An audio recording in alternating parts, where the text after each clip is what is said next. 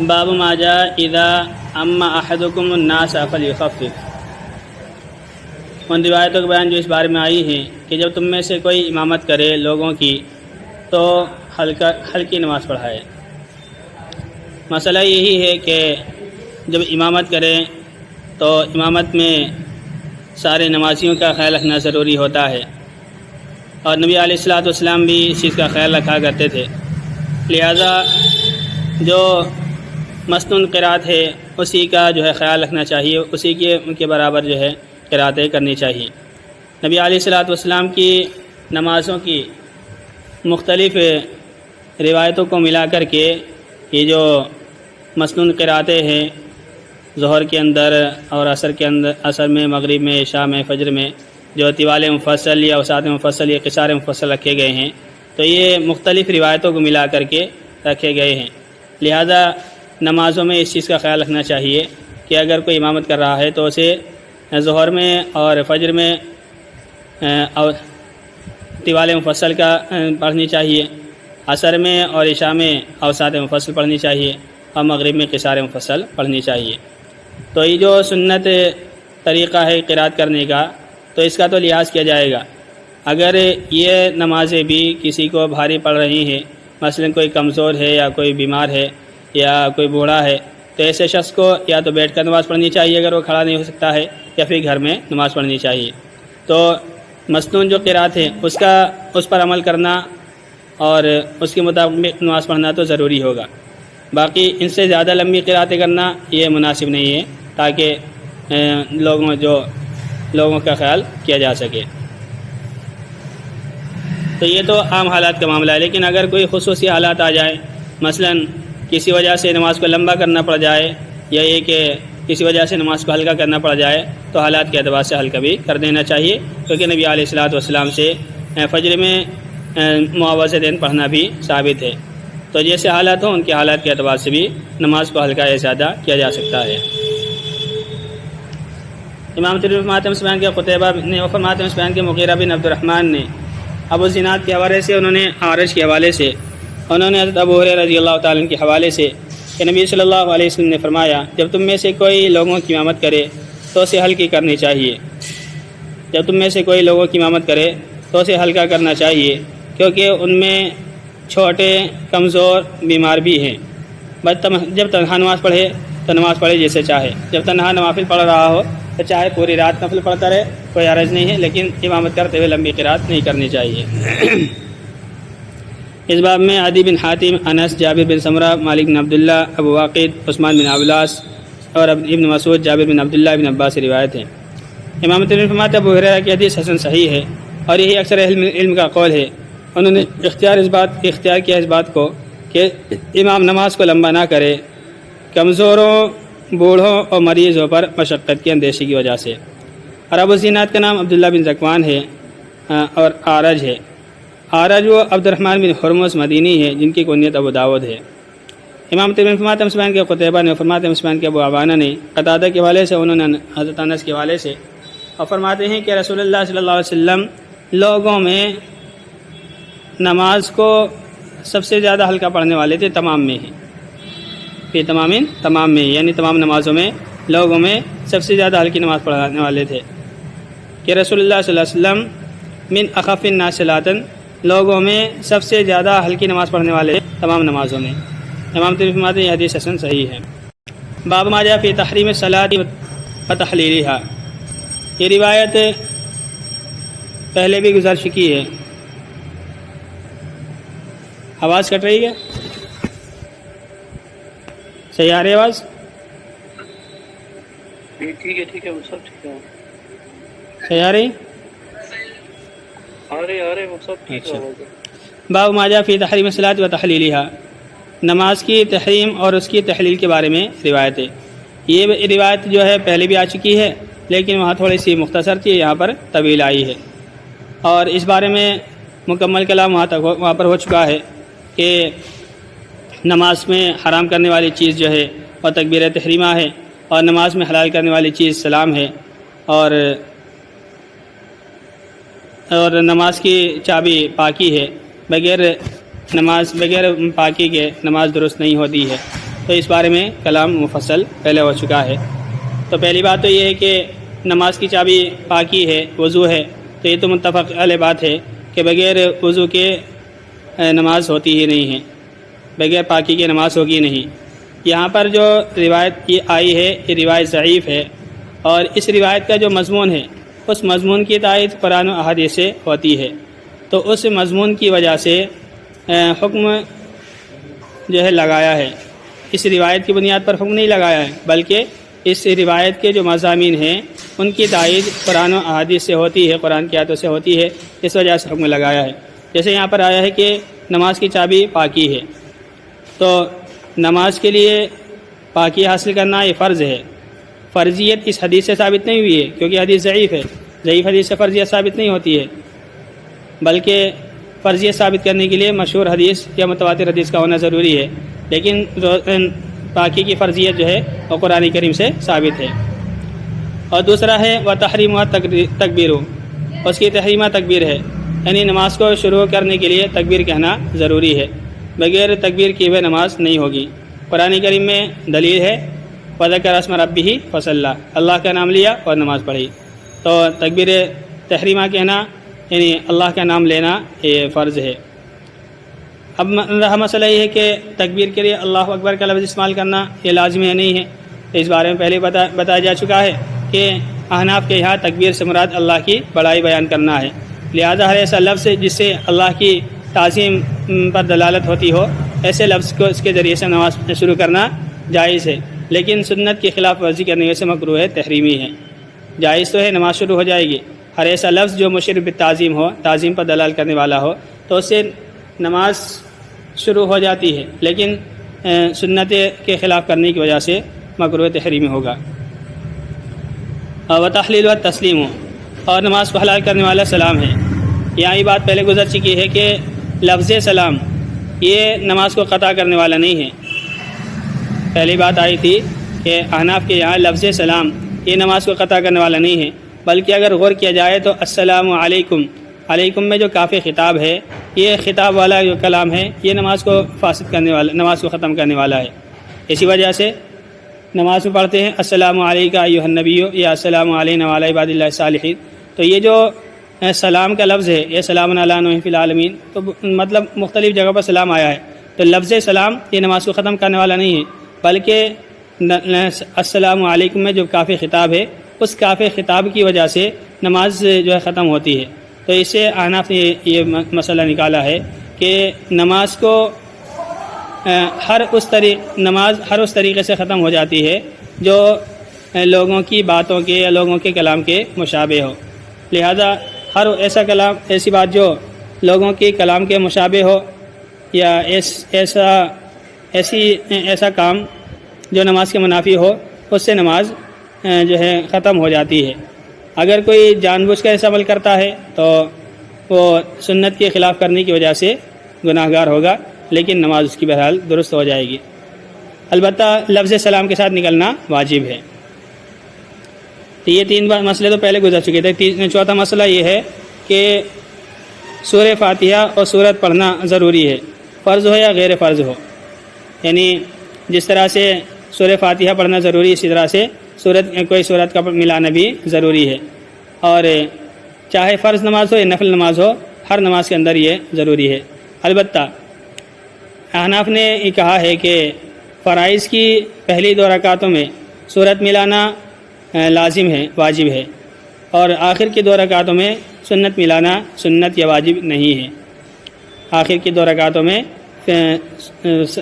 یعنی فرض کی آخر کی 2 رکعتوں میں سورت کو ملانا یہ واجب یا سنت نہیں ہے۔ اگر کوئی ملا لے تو گناہ گار بھی نہیں ہوتا ہے، لیکن سنت طریقہ ہے یا واجب نہیں ہے۔ تو دلیل جو ہے وہ بخاری شریف کے اندر روایت ہے 776 نمبر پر، اس میں یہ بات ہے کہ نبی صلی اللہ علیہ وسلم ظہر میں پہلی 2 رکعتوں میں سورہ فاتحہ اور سورت پڑھا کرتے تھے، اور آخر کی 2 رکعتوں میں سورہ فاتحہ ہی صرف پڑھا کرتے تھے۔ تو ظہر میں اور عصر میں نبی علیہ الصلوۃ والسلام پہلی 2 رکعتوں میں سورہ فاتحہ اور سورت بھی پڑھا کرتے تھے، اور آخر کی 2 رکعتوں میں صرف سورہ فاتحہ پڑھتے تھے اور کوئی آیت ہم کو سنا بھی دیا کرتے تھے۔ تو اس وجہ سے حنف نے کہا ہے کہ فرض کی آخر کی 2 رکعتوں میں صرف سورہ فاتحہ پڑھی جائے گی اور دوسری کوئی صورت نہیں ملائی جائے گی. دیکھیں امام ترمذی فرماتے ہیں سفیان کے سفیان بن وکیع نے اور فرماتے ہیں سفیان کے محمد بن فضیل نے ابو سفیان طریف سعدی کے حوالے سے انہوں نے ابو نضرہ کے حوالے سے انہوں نے ابو سعید رضی اللہ تعالیٰ کے حوالے سے فرماتے ہیں کہ رسول اللہ صلی اللہ علیہ وسلم نے فرمایا کہ نماز کی چابی پاکی ہے اور اس کی کو حرام کرنے والی چیز اور اس میں حرام کرنے والی چیز تکبیر تحریمہ ہے اور اس کو حلال کرنے والی چیز سلام ہے. اور کوئی نماز نہیں اس شخص کی جو سورہ فاتحہ اور سورت نہ پڑھے فرض میں یا اس کے علاوہ میں. تو یہاں جو ہے مراد یہ ہے کہ کامل نماز نہیں ہوتی ہے. اور اس سے ایک مضمون یہ نکلا ہے کہ اصل چیز جو ہے چاہے سورہ فاتحہ یا سورت ہو دونوں کو ملا کر مضمون یہ نکلا کہ سورت پڑھنا یعنی قرآن کریم پڑھنا ضروری ہے. اور اس کا ثبوت قرآن کریم سے ہوتا ہے فقرہ ما تیسر من القرآن. تو لفظ نفس قرات کرنا یہ تو فرض ہے, البتہ سورت اور ملانا اور سورہ فاتحہ پڑھنا یہ الگ الگ واجب ہے. اس کا ثبوت احادیث سے ہوتا ہے. اس باب میں حضرت علی حضرت عائشہ سے روایت ہے. حضرت علی بن ابی طالب کی حدیث عمدہ سند والی ہے اور زیادہ صحیح ہے ابو سعید کی حدیث سے, اور ہم نے اس کو کتاب الوضو میں پہلے لکھ دیا ہے. یہ سب سے شروع میں یہ روایت آئی تھی. اسی پر ہمارے علم کے نزدیک نبی صلی اللہ علیہ وسلم کے صحابہ بعد والوں میں سے اس کے قائل ہیں سفیان ثوری, عبداللہ بن مبارک, امام شافعی, امام احمد, امام اسحاق کہ نماز کی تحریمہ تکبیر ہے اور آدمی نماز میں داخل نہیں ہو سکتا ہے بغیر تکبیر کے. امام ترمذی فرماتے ہیں کہ میں نے محمد بن عباد ان کو کہتے ہوئے سنا کہ میں نے عبد الرحمن بن مہدی کو کہتے ہوئے سنا کہ اگر کوئی شخص نماز کو شروع کرے اللہ کے ناموں میں سے 99 ناموں کے ذریعے اور وہ تکبیر نہ کہے تو کافی نہیں ہوگا. اگر 99 ناموں سے کسی نام سے بھی نماز شروع کرتا ہے تو نماز شروع نہیں ہوگی. یہ کس نے کہا ہے؟ عبد الرحمن بن مہدی نے. اور ہم بھی یہ کہتے ہیں کہ اللہ کے نام میں سے کسی نام کے لینے سے صرف نماز شروع نہیں ہوگی جب تک کہ ساتھ میں ایسا لفظ نہ ملائے جو تعظیم پر دلالت کرتا ہو. تو اللہ کے نام تو ہیں لیکن نام کے ساتھ ساتھ کوئی ایسا لفظ ملانا بھی ضروری ہے جو تعظیم کو بتلائے. جیسے اللہ اکبر, اللہ کے ساتھ اکبر ملایا, یا اللہ اعظم. تو کوئی بھی نام اگر لیا جائے نام کے ساتھ میں تعظیم کا لفظ ملانا بھی ضروری ہے. اگر شروع کرے آدمی نماز کو اللہ کے ناموں میں سے 99 ناموں کے ساتھ اور تکبیر نہ کہے تو کافی نہیں ہوگا. اور اگر سلام سے پہلے حدث کر دے تو میں اس کو حکم دوں گا کہ وضو کرے, پھر وہ اپنی جگہ پر لوٹے اور سلام پھیرے. انما الامر علی وجہہ, بے شک حکم اسی طریقے پر ہے, یعنی اسی طرح سے کرنا چاہیے. اور ابو نضرہ کا نام منذر بن مالک بن قطع ہے. جی پڑھیں.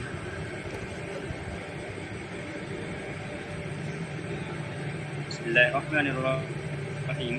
باب في نشر الأصابع عند التكبير. وبه قال حدثنا قتيبة وأبو سعيد الأشج قال حدثنا يحيى بن يمان عن ابن أبي ذئب عن سعيد بن سمعان عن أبي هريرة رضي الله عنه قال كان رسول الله صلى الله عليه وسلم إذا كبر للصلاة نشر أصابعه. قال أبو عيسى حديث أبي هريرة رضي الله عنه قد رواه غير واحد عن ابن أبي ذئب عن سعيد بن سمعان عن أبي هريرة رضي الله عنه أن النبي صلى الله عليه وسلم كان إذا دخل في الصلاة رفع يديه مدا, وهو أصح من رواية يحيى بن يماني وأخطأ ابن يمان في هذا الحديث. وبه قال حدثنا عبد الله بن عبد الرحمن أخبرنا عبيد الله بن عبد المجيد الحنفي حدثنا ابن أبي ذئب عن سعيد بن سمعان قال سمعت أبا هريرة رضي الله عنه يقول كان رسول الله صلى الله عليه وسلم إذا قام إلى الصلاة رفع يديه مدا. قال أبو عيسى قال عبد الله وهذا أصح من حديث يحيى بن يمان وحديث يحيى بن يمان خطأ. باب فی نشر الاصابع عند تکبیر, تکبیر کے وقت انگلیوں کو کھولنے کا بیان. اس باب میں مسئلہ یہ ہے کہ جب تکبیر تحریمہ کی جائے تو انگلیوں کو بالکل ملا کر کے نہیں رکھنا چاہیے, بلکہ اس طرح سے ہاتھ کو کھول کر کے رکھنا چاہیے. تو یعنی انگلی اپنے حالت پر رکھ کر کے اس طرح انگلیوں کو کھول کر کے رکھنا چاہیے, بالکل ملا کر کے اس طرح سے نہیں رکھنا چاہیے. نبی علیہ الصلوۃ والسلام انگلیوں کو کھولا کرتے تھے اور سیدھا کیا کرتے تھے، اس طرح سے بھی نہیں رکھنا چاہیے، موڑنا بھی نہیں چاہیے، بلکہ دراز کرنی چاہیے اور کھول کر کے کشادہ کر کے رکھنی چاہیے۔ امام ترمذی فرماتے ہیں ہم سے بیان کیا قتیبہ اور ابو سعید اشج نے، فرماتے ہیں ہم سے بیان کیا یحییٰ بن یمان نے، ابن ابی ذئب کے حوالے سے انہوں نے سعید بن سمان کے حوالے سے، انہوں نے ابو ہریرہ رضی اللہ تعالیٰ کے حوالے سے فرماتے ہیں کہ رسول اللہ صلی اللہ علیہ وسلم جب نماز کے لیے تکبیر کہتے تو اپنی انگلیوں کو کھول لیتے۔ امام ترمذی فرماتے ہیں ابو ہریرہ کی حدیث کو روایت کیا ہے بہت سے لوگوں نے، ابن ابی ذئب سے، انہوں نے سعید بن سمان کے سے، انہوں نے ابو ہریرہ سے، کہ نبی علیہ الصلوۃ والسلام جب داخل ہوتے نماز میں تو اپنے ہاتھ کو کھینچ کر کے اٹھاتے، مدن کھینچ کر کے اٹھاتے۔ مدن کے معنی دو ترجمہ آتے ہیں، ایک تو مدن کے معنی دراز کرنا کھینچنے کی بھی آتے ہیں، اور ایک مدن کے معنی کشادہ کرنے کے بھی آتے ہیں۔ تو اگر اس کے معنی مدن کے وہی کشادہ کرنا لیا جائے تو پھر تو حدیث کے اندر کوئی اختلاف ہی نہیں ہے، صرف لفظی اختلاف ہے، اور باقی اگر بات کی جائے کہ دراز کرنے کی تو ہاتھوں کو سیدھا رکھنا چاہیے، اور یہ زیادہ صحیح ہے یحییٰ بن یمان کی روایت سے۔ یحییٰ بن یمان نے یہ تکبیر اولیٰ کی فضیلت کا بیان ہے، یعنی اگر کوئی تکبیر اولیٰ سے نماز پڑھتا ہے تو اس کے لیے کیا فضیلت ہے۔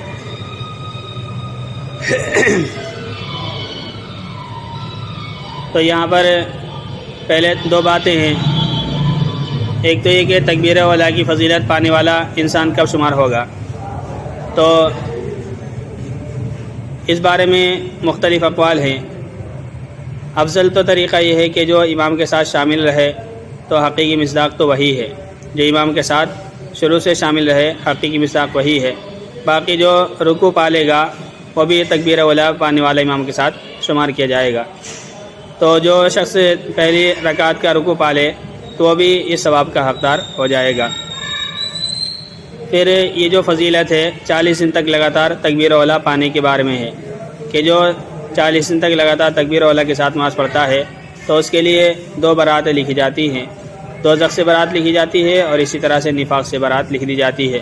یعنی اگر کوئی منافق ہوگا تو وہ اتنے دن تک کہ تکبیر اولیٰ کا جو خیال رکھے، منافق اس طرح نہیں کر سکتا ہے۔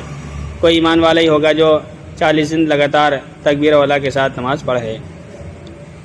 امام ترمذی فرماتے ہیں ہم سے بیان کیا عتبہ بن مکرم اور نصر بن علی نے، وہ دونوں کہتے ہیں ہم سے بیان کیا سلم بن قتیبہ نے، طعمہ بن عمرو کے حوالے سے، انہوں نے حبیب بن ابی ثابت کے حوالے سے، انہوں نے انس بن مالک رضی اللہ تعالیٰ کے حوالے سے فرماتے ہیں کہ رسول اللہ صلی اللہ علیہ وسلم نے فرمایا جو اللہ کے لیے 40 دن جماعت کے ساتھ نماز پڑھے گا جس میں وہ تکبیر اولیٰ کو پا رہا ہو تو اس کے لیے 2 براتیں لکھی جاتی ہیں، ایک آگ سے برات اور دوسرے نفاق سے برات۔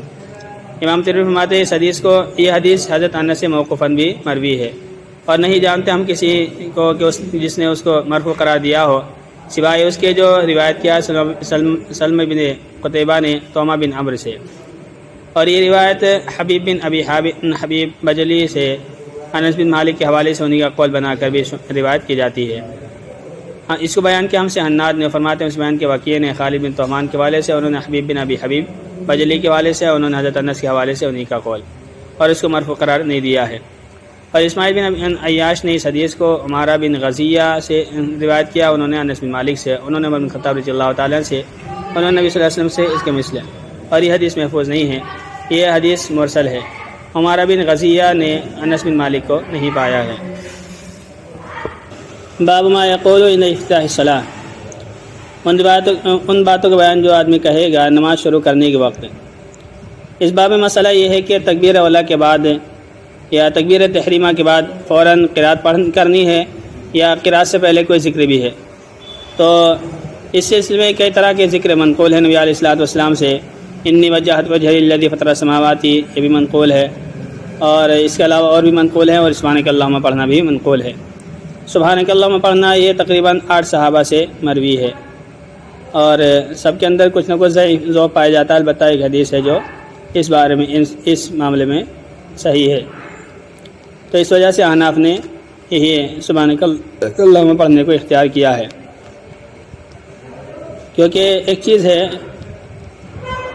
نبی علیہ الصلوۃ والسلام بہت سی دعائیں پڑھا کرتے تھے، لیکن جس حدیث کے اندر کانا کا لفظ آتا ہے نا، کہ کان رسول اللہ صلی اللہ علیہ وسلم یفعلوا ہکذا، آپ اس طرح کیا کرتے تھے، تو انا عام طور پر اسی چیز کو لیتے ہیں۔ ایک تو یہ کہ آپ نے کوئی کام کیا ہو، اور دوسرا یہ کہ آپ کیا کرتے ہوں، تو یہ جو رسول اللہ صلی اللہ علیہ وسلم یہ دعا پڑھا کرتے تھے، اس وجہ سے حناف نے اس کو لیا ہے۔ باقی اس کے علاوہ کوئی دوسری پڑھے، انی وجہت وجہ الذی فطر السماوات پڑھنا چاہے تو بھی جائز ہے۔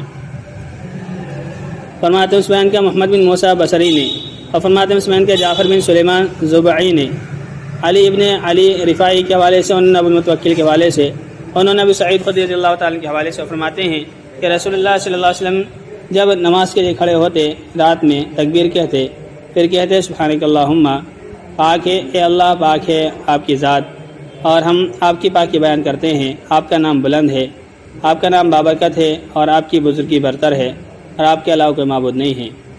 پھر کہتے اللہ اکبر کبیرہ، اللہ بہت سب سے زیادہ بڑا ہے۔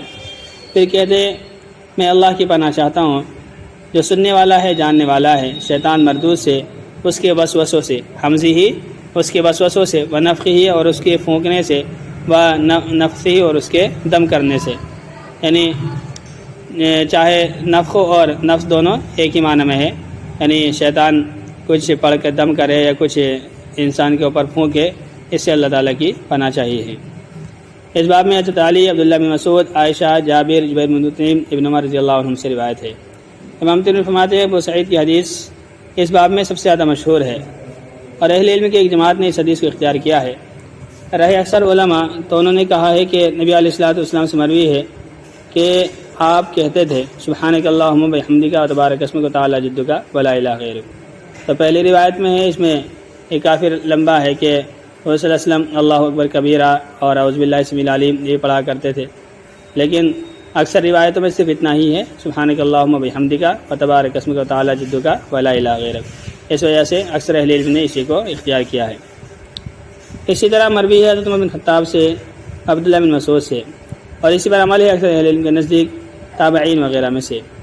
اور ابو سعید کی حدیث کی سند کے سلسلے میں کلام کیا ہے۔ یحییٰ بن سعید علی بن علی کے بارے میں کلام کرتے تھے، اور امام احمد نے کہا ہے کہ حدیث صحیح نہیں ہے۔ ہم سے بیان کیا حسن بن عرفہ نے اور یحییٰ بن موسیٰ نے، وہ دونوں کہتے ہیں ہم سے بیان کیا ابو معاویہ نے حارثہ بن ابی رجال کے حوالے سے، انہوں نے عمرہ کے حوالے سے، حضرت عائشہ کے حوالے سے وہ کہتی ہیں کہ نبی صلی اللہ علیہ وسلم جب نماز کی شروعات کرتے تو کہتے سبحانک اللہم بحمدک، پاک ہے اے اللہ آپ کی ذات، اور ہم آپ کی پاکی بیان کرتے ہیں، اور آپ کا نام بابرکت ہے، اور آپ کی بزرگی برتر ہے، اور آپ کے علاوہ کوئی معبود نہیں ہے۔ امام ترمذی فرماتے ہیں یہ حدیث ہم اس کو نہیں پہچانتے مگر اسی طریق سے، اور حارثہ کے اس سلسلے میں ان کی حفظ کی جانب سے کلام کیا گیا ہے، اور ابو الرجال کا نام محمد بن عبد الرحمن ہے۔ جی پڑھیں۔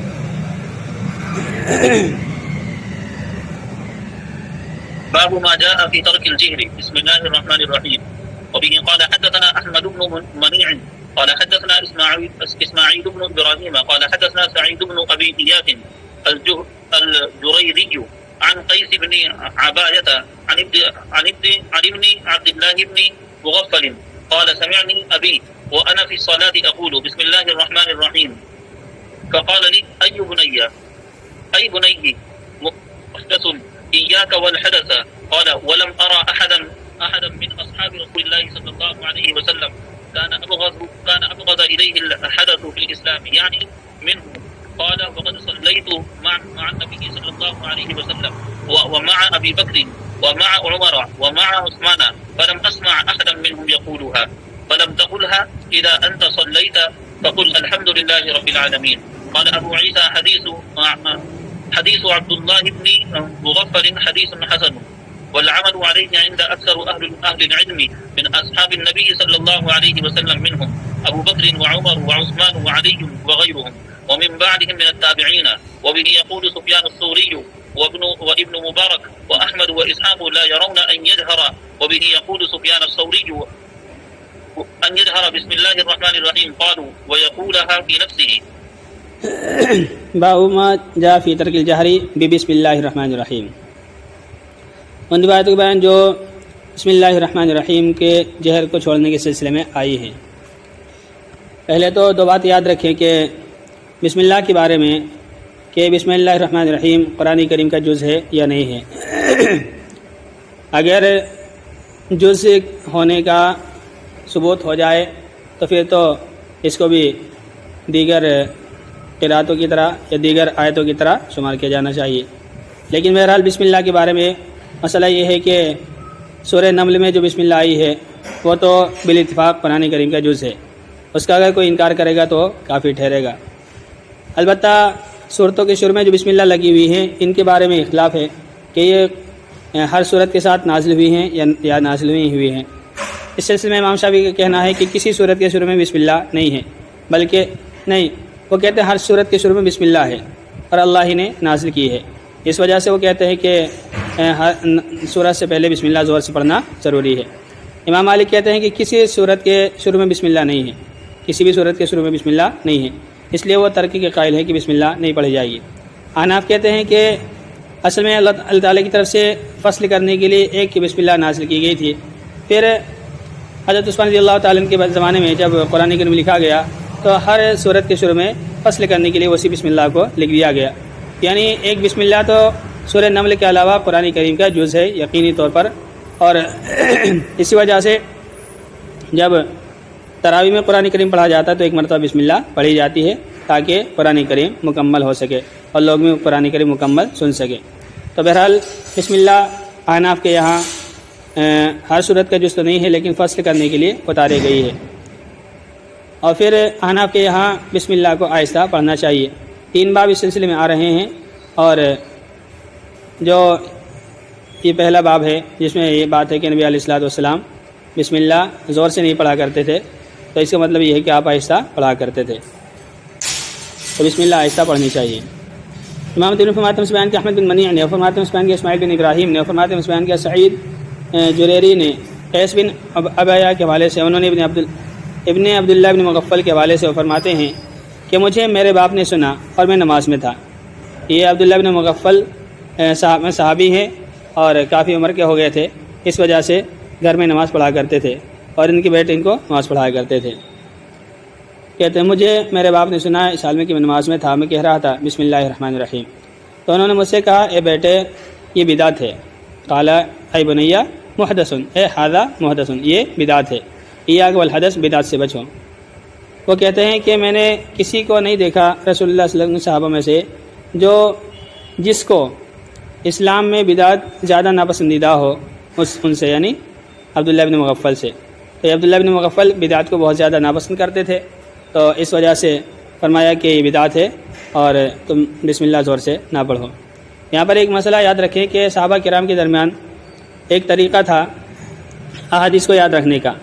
نبی علیہ الصلوۃ والسلام نے جو بھی عمل کر کے دکھلایا ہے، جو بھی عمل کیا ہے، چاہے وہ پہلے کا عمل ہو یا بعد کا عمل ہو، تو صحابہ کرام اس عمل کو لوگوں کو بتلانے کے لیے عمل کر کے دکھلا دیا کرتے تھے، چونکہ حدیث لکھی ہوئی تو ہوتی نہیں تھی حضور صلی اللہ علیہ وسلم کے زمانے میں یا حضور صلی اللہ علیہ وسلم کے بعد، بلکہ بہت بعد میں احادیث مدون کی گئی ہیں، لکھی گئی ہیں۔ اس سے پہلے حدیث کو یاد کرنے کا طریقہ عمل کر کے دکھلانا تھا، تو بعد میں جو کبار صحابہ تھے، جو بوڑھے ہو چکے تھے، تو وہ اپنے عمل کے ذریعے سے نبی علیہ الصلوۃ والسلام کے عمل کو بتلا دیا کرتے تھے۔ یعنی کبھی کبھی ایسا ہو رہا ہے کہ عمل تو کچھ ہو رہا ہے لیکن حضور صلی اللہ علیہ وسلم کا پچھلا عمل بتانے کے لیے عمل کر کے دکھلا دیا، تو اس سے کیا ہوتا تھا کہ نبی علیہ الصلوۃ والسلام کی جو حدیث ہے، جو آپ نے جیسا عمل کیا ہے، وہ لوگوں کے سامنے جو آتا تھا تو محفوظ ہو جاتا تھا۔ لیکن کچھ لوگ اسی کو سنت بنا لیا کرتے تھے اور اسی پر چلنے لگتے تھے، حالانکہ وہ طریقہ منسوخ ہو چکا تھا۔ تو یہ جو بات ہے اصولی بات، یہ کئی روایتوں میں یہ بات آئے گی اور اسی سے کئی سارے مسئلے حل ہوں گے۔ تو اس میں یہ بھی ہے کہ انہوں نے عبداللہ بن مغفل کے بیٹے نے سن رکھا تھا کسی سے کہ وہ زور سے بسم اللہ پڑھ رہے ہوں، تو انہوں نے بھی زور سے پڑھی تھی، اور جس صحابی نے زور سے بسم اللہ پڑھی تھی وہ بتلانے کے لیے پڑھی تھی کہ نبی علیہ الصلوۃ والسلام نے بسم اللہ پڑھی ہے۔ اور کہتے ہیں کہ عبداللہ بن مغفل نے کہا کہ میں نے نبی صلی اللہ علیہ وسلم کے ساتھ، ابو بکر کے ساتھ، عمر، عثمان کے ساتھ نماز پڑھی، اور میں سے کسی کو یہ کہتے ہوئے نہیں سنا ہے، تو تم اس کو نہ کہو جب تم نماز پڑھو، تم کہو الحمدللہ رب العالمین، یعنی زور سے الحمدللہ کہنی چاہیے اور بسم اللہ کو زور سے نہیں کہنا چاہیے۔ امام ترمذی فرماتے ہیں کہ عبداللہ بن مغفل کی حدیث حسن ہے، اور اس پر عمل ہے اکثر اہل علم کے نزدیک نبی صلی اللہ علیہ وسلم کے صحابہ میں سے، اور میں ابو بکر، عمر، عثمان، علی ہیں وغیرہ، اور ان کے بعد والے میں سے تابعین میں سے۔ اسی قال سفیان ثوری، عبداللہ بن مبارک، امام احمد، امام اسحاق کہ وہ نہیں سمجھتے ہیں کہ جہر کرے بسم اللہ الرحمن الرحیم کا، یعنی زور سے بسم اللہ الرحمن الرحیم کہے، بلکہ وہ کہتے ہیں کہ اس کو اپنے دل میں کہے گا، یعنی آہستہ کہے گا زور سے۔ الجہر بسم اللہ الرحمن الرحیم، اس شخص کی بات کا بیان جو کہ بسم اللہ الرحمن الرحیم کو زور سے پڑھنے کا قائل ہے۔ اس باب کے اندر یہ مسئلہ ہے کہ سورہ فاتحہ سے پہلے بسم اللہ جہرن پڑھنا چاہیے، سرن پڑھنا چاہیے۔ تو پیچھے یہ بات آئی تھی کہ احناف بسم اللہ کے سر کے قائل ہیں کہ سرن بسم اللہ پڑھنی چاہیے، جبکہ امام شافعی جہرن بسم اللہ پڑھنے کے قائل ہیں۔ تو پیچھے روایت آئی تھی کہ جب بسم اللہ زور سے پڑھی تھی ایک صحابی نے، عبداللہ بن مغفل کے بیٹے نے، تو انہوں نے اپنے بیٹے کو ڈانٹا تھا کہ یہ بدعت ہے، زور سے بسم اللہ نہ پڑھو۔ تو وہ روایت احناف کے لیے مستدل تھی۔ یہ روایت ہے، اس میں امام شافعی رحمۃ اللہ علیہ کا استدلال ہے، لیکن یہ روایت صریح نہیں ہے کہ نبی علیہ الصلوۃ والسلام زور سے بسم اللہ پڑھتے ہوں۔ یہ تو صحیح ہے کہ نبی علیہ الصلوۃ والسلام بسم اللہ سے نماز کی ابتدا کرتے تھے، یہ بات تو صحیح ہے اور اس کے ہم بھی قائل ہیں، لیکن جہرن بسم اللہ پڑھا کرتے تھے یہ اس روایت کے اندر ثابت نہیں ہے۔ دیکھیں امام ترمذی فرماتے ہیں بیان کیا احمد بن عبدہ نے، اور فرماتے ہیں بیان کیا معتبر بن سلیمان نے، اور فرماتے ہیں اسے بیان کیا اسماعیل بن حماد نے ابو خالد کے حوالے سے، انہوں نے ابن عباس کے حوالے سے، اور فرماتے ہیں کہ نبی صلی اللہ علیہ وسلم اپنی نماز بسم اللہ الرحمن الرحیم سے شروع فرماتے تھے۔ امام ترمذی فرماتے ہیں کہ اس کی اسناد درست نہیں ہے، اور اسی کے قائل ہیں بہت سے اہل علم نبی صلی اللہ علیہ وسلم کے صحابہ میں سے، ان میں ابو ہریرہ، عبداللہ بن عمر، عبداللہ بن عباس، عبداللہ بن زبیر، اور ان کے بعد والوں میں سے تابعین میں سے جو کہ بسم اللہ الرحمن الرحیم کو زور سے پڑھنے کے قائل ہیں۔ اسی کے قائل ہیں امام شافعی اور اسماعیل بن حماد، وہ ابن ابو سلیمان ہیں۔ ابو خالد والبی ہیں جن کا نام ہرمز ہے اور وہ کوفی ہیں۔ بابن فی افتتاح القراءۃ بالحمد للہ رب العالمین، الحمد للہ رب العالمین سے قراءت شروع کرنے کا بیان۔ یہ امام مالک کا مستدل ہے۔ امام مالک کہتے ہیں کہ بسم اللہ پڑھی نہیں جائے گی، وہ کہتے ہیں کہ بسم اللہ الرحمن الرحیم صرف سورہ نمل کے اندر جو آیا ہے وہی ہے، اس کے علاوہ جو بسم اللہ ہے وہ کسی صورت کے ساتھ نازل نہیں کی گئی ہے، لہذا بسم اللہ قرات کے ساتھ نہیں پڑھی جائے گی۔ ان کی دلیل یہ آیت ہے اور یہ والی حدیث ہے جس میں ہے کہ نبی صلی اللہ علیہ وسلم، حضرت ابوبکر، حضرت عثمان الحمدللہ رب العالمین سے قرات شروع کرتے تھے۔ تو اس کے تو ہم بھی قائل ہیں کہ الحمدللہ رب العالمین سے ہی قرات کی جہرن ابتدا کی جائے گی۔ باقی رہی بات کہ سرن بسم اللہ پڑھی جائے گی نہیں پڑھی جائے گی، تو دیگر روایتوں کی وجہ سے ہم کہتے ہیں کہ سرن بسم اللہ پڑھنی چاہیے، لیکن جہرن قرات جو ہے الحمدللہ اس سے شروع کرنی چاہیے۔ فرماتے ہیں کہ ہم سے بیان کیا قتیبہ نے، فرماتے ہیں ہم سے بیان کیا ابو عوانہ نے قتادہ کے حوالے سے، انہوں نے حضرت انس کے حوالے سے فرماتے ہیں کہ رسول اللہ صلی اللہ علیہ وسلم اور ابوبکر، عمر، عثمان الحمدللہ رب العالمین سے قرات شروع کرتے تھے۔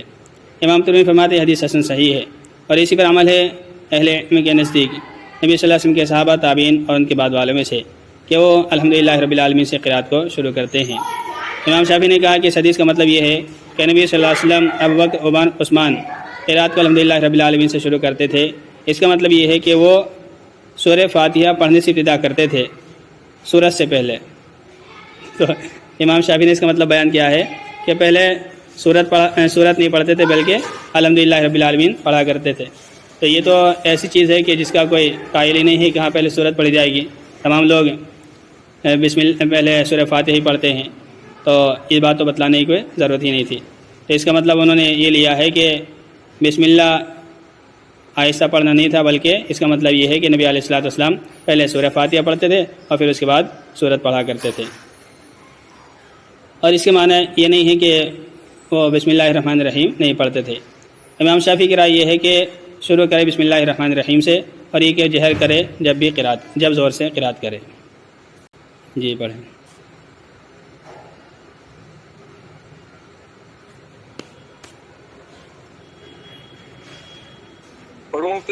ہاں پڑھیں۔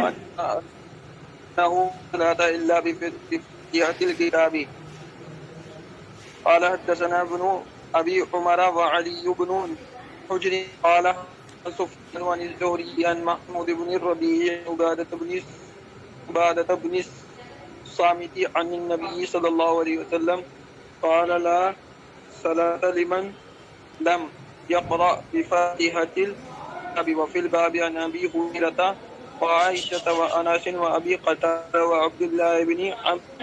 قال أبو عيسى حديث عبادة حديث صحيح والعمل عليه عند أكثر أهل العلم من أصحاب النبي صلى الله عليه وسلم منهم عمر بن الخطاب وجابر بن عبد الله وعمران بن حسين وغيرهم. قالوا لا تجزئ صلاة إلا بقراءة فاتحة الكتاب. وفيه يقول ابن المبارك والشافعي وأحمد وإسحاق. باب ما جاء انه لا صلاۃ الا بفاتحۃ الکتاب. ان روایتوں کے بیان جو اس سلسلے میں آئی ہیں کہ سورہ فاتحہ کے بغیر نماز نہیں ہے. دو مسئلے الگ الگ ہیں، اس لیے ان کو دونوں کو الگ الگ ہی سمجھنا چاہیے. ایک مسئلہ تو یہ ہے کہ سورہ فاتحہ کا نماز سے کیا تعلق ہے، یعنی سورہ فاتحہ نماز کے اندر فرض ہے یا واجب ہے.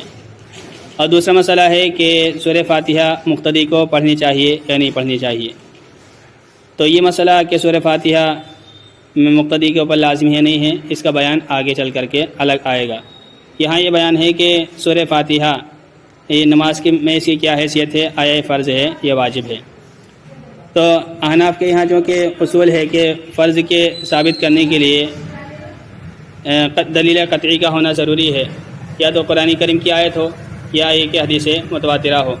خبر واحد کے ذریعے سے احناف کے یہاں چونکہ فرضیت ثابت نہیں ہوتی ہے، اس وجہ سے ان روایتوں کو صحیح تو مانا ہے احناف نے، لیکن اس کا مطلب انہوں نے اس کو واجب قرار دیا ہے کہ سورہ فاتحہ اس حدیث کی بنیاد پر، اور اسی طرح مسلم شریف کے اندر بھی آئی ہیں ان دیگر احادیث کی بنیاد پر سورہ فاتحہ پڑھنا واجب ہے. کیونکہ یہ سب ملا کر کے خبر واحد ہیں، خبر متواتر نہیں ہیں، اس وجہ سے فرضیت ثابت نہیں کی ہے. جبکہ امام شافعی کے یہاں خبر واحد سے فرضیت ثابت ہو جاتی ہے، اس وجہ سے وہ اس کو فرض کہتے ہیں. البتہ اس حدیث سے اور اسی طرح دیگر احادیث سے یہ ملا کر کے بات تو پتہ چلتی ہے کہ فاتحہ کے ہو یا سورت ہو، جی فاتحہ ہو یا سورت ہو، دونوں کو ملا کر کے یہ بات پتہ چلتی ہے کہ قرات کرنا ضروری ہے. اور اس کی تائید جو ہے قرآن کریم کی آیت فقرہ و ما تیسر من القرآن سے بھی ہوتی ہے. لہذا نفس قرات کرنا یہ تو فرض ہے قرآن کریم کی آیت کی وجہ سے. باقی رہا سورہ فاتحہ پڑھنا تو یہ احادیث کی وجہ سے واجب ہے. تو یہاں لا صلاۃ کا مطلب ہوگا کہ کامل نماز نہیں ہوتی ہے مگر سورہ فاتحہ کے بغیر. تو یہاں لا جو ہے نفی جنس کا نہیں بلکہ نفی کمال کا ہے. اور یہ صرف علمی اختلاف ہے، باقی عملی اعتبار سے کوئی اختلاف نہیں ہے. تمام لوگ جو ہے سورہ فاتحہ کے پڑھنے کے قائل ہیں، اور احناف کے یہاں بھی بلکہ سارے ائمہ کے نزدیک سورہ فاتحہ پڑھنا ضروری ہوتا ہے. عمل کے اعتبار سے واجب اور فرض برابر ہوتے ہیں، بس اعتقاد کے اعتبار سے ان کا فرق ہوتا ہے. امام ترمذی فرماتے ہیں ہم سے بیان کیا ابن ابو عمر نے اور علی بن حجر نے، اور فرماتے ہیں کہ ہم سے بیان کیا سفیان نے زہری کے حوالے سے، انہوں نے محمود بن ربیع کے حوالے سے، انہوں نے حضرت عبادہ بن صامت کے حوالے سے، انہوں نے نبی صلی اللہ علیہ وسلم کے حوالے سے کہ آپ نے فرمایا کہ کوئی نماز نہیں وہ شخص کی جو سورہ فاتحہ نہ پڑھے. اس باب میں حضرت ابو ہریرہ، عائشہ، انس، ابو قتادہ، عبداللہ بن عمر سے روایت ہے. امام ترمذی فرماتے ہیں کہ عبادہ کی حدیث حسن صحیح ہے، اور اس پر عمل اکثر اہل علم کے نزدیک نبی صلی اللہ علیہ وسلم کے صحابہ میں سے، ان میں سے حضرت عمر بن خطاب، جابر بن عبداللہ، عمران بن حسین وغیرہ ہیں. وہ کہتے ہیں کہ نماز کافی نہیں ہوتی ہے سورہ فاتحہ کے پڑھے بغیر. اسی کے قائل ہیں عبداللہ بن مبارک، امام شافعی، امام احمد، امام اسحاق. تو سب